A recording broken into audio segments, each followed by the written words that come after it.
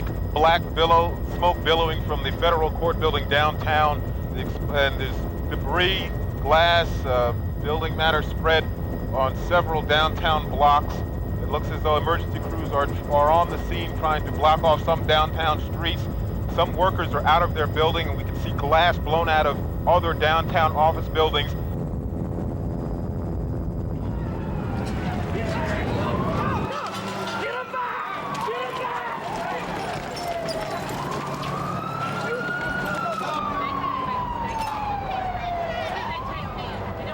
I was at home when the bombing happened. The bomb went off at 9:02, and I couldn't imagine what it was, and I could see all of this front of the Murrah building completely missing, and I could see this 3-story high pile of rubble laying on what used to be the first floor, and I frankly gave up all hope at that time that Julie could have survived. The bombing was on Wednesday morning. Julie's body was not found till Saturday. And I knew that if she got out alive, that the first thing that she would do would be call Dad. I knew that's what she would do. Well, I received a phone call to come to this church, because that's where they were notifying all of the families of the condition of their loved ones. And I knew when they called that they had found Julie's body.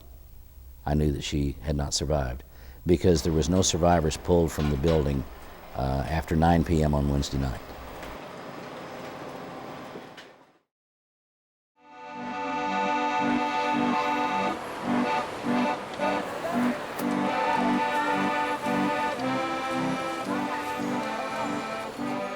When Mickey Wolfson looks into an antique dealer's window, he sees entire worlds now lost and forgotten. To collect and revive these worlds has become his life's mission.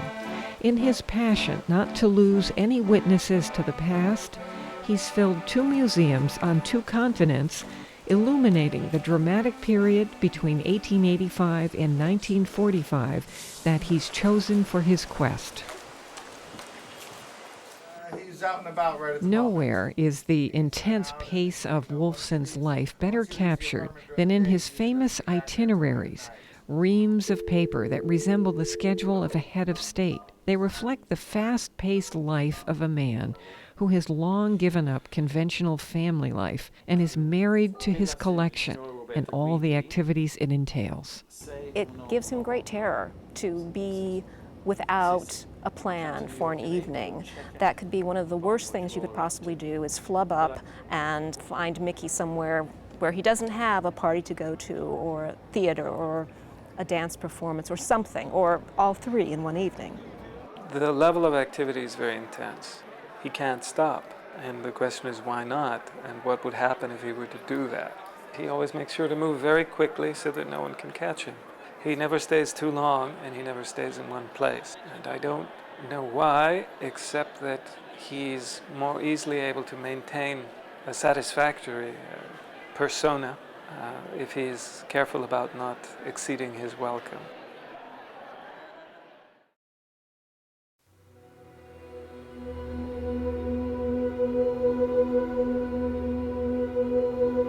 I would stay up all night getting high, injecting cocaine. 100 shots in a night like nothing. I would stay up 7 to 9 days straight till I collapse. Drug addicts get high. We come as close to death as we can. We're not afraid of dying. That's the ultimate high, is death. By this time, I had earned enough money where money wasn't a problem for me. I actually stopped working for 3 straight years and just used drugs. I didn't even have to go out of my house to get drugs. They were delivering them to me. I would pay them on a Friday. I would have drugs hidden all over the house. They would hide ounces of coke, and I would just call them up and say, "Where's another one?" And they'd say, "In the gray suit pocket." And I'd go out in the Harley, they're in the duffel bag. And, I just had drugs everywhere. And because I didn't want to get a whole big bulk delivered, in my mind, somehow that would make me an addict, that would be.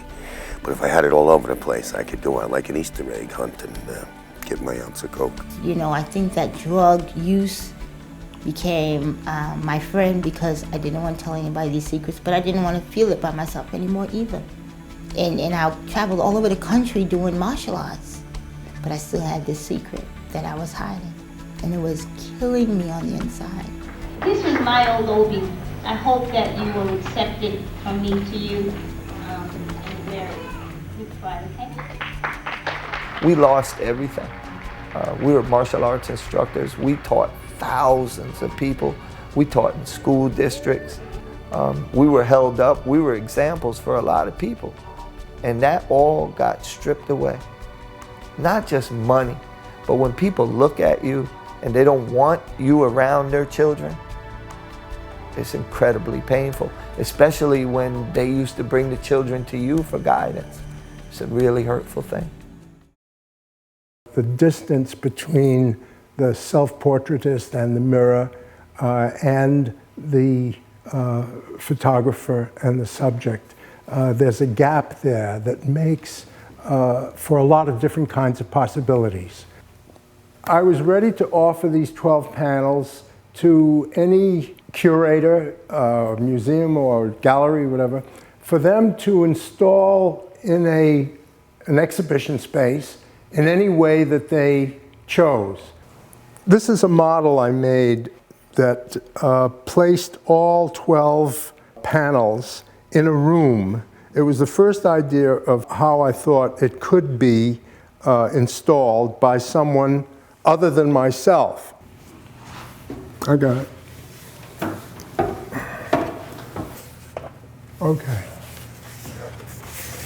Let's put it over here. Hold it. Let me see. Let me see something.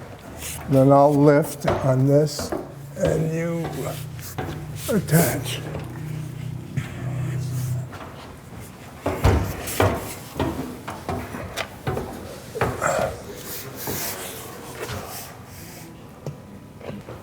So it changed the relationship.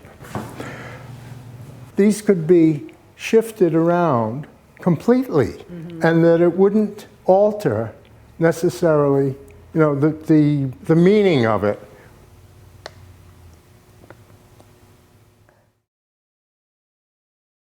One of the things that happened after my father was murdered is we realized that there was a police officer next door.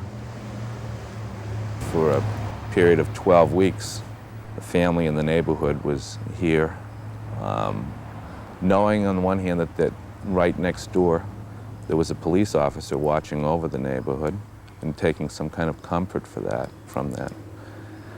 And to come and find out that that police officer is the murderer is really shocking. Going to the hearings and going to the trials helped me understand the truth of what happened so that I could put the moment of horror into some kind of context, so that I could move from beyond June 1st. Robert McLaughlin's son was in the courtroom and he was pointed out. We introduced ourselves to each other. And I just have this recollection of there being a black hole at both our feet.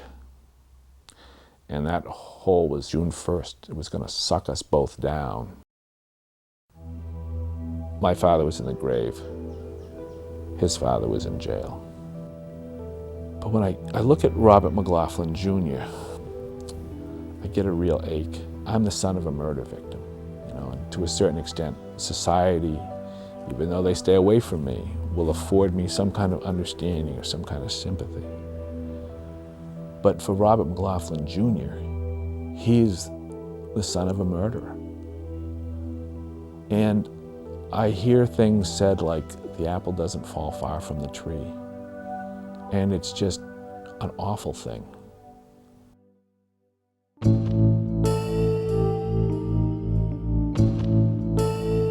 His case has one more appeal, and that is a petition for certiorari to the United States Supreme Court. We anticipate filing that shortly in the next few weeks, and we anticipate the court will take 4 to 5 months to make a decision there. We don't anticipate relief there, which would result in a scheduled execution sometime in mid-spring of 2003. I'm sure that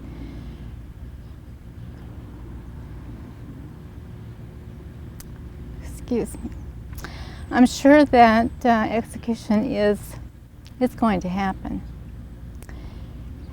He's got a good attorney. I know that God has sent him, to BK.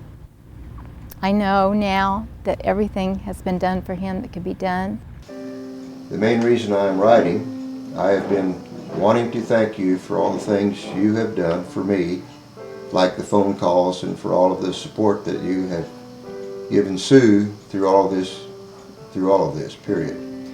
Most men wouldn't have done it, so I just want to tell you that you have all of my respect and best wishes. Thank you, Gene.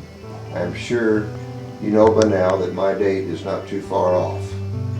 I would like for you to come with Sue the night of the execution, because she sure is going to need you by her side. Thank you for everything. With respect, BK. I told him if there's any way you make it, you know. How you doing? The hard part is ending a friendship that has started with such evil and has ended up being something that's good. And from all bad things, something good comes from it.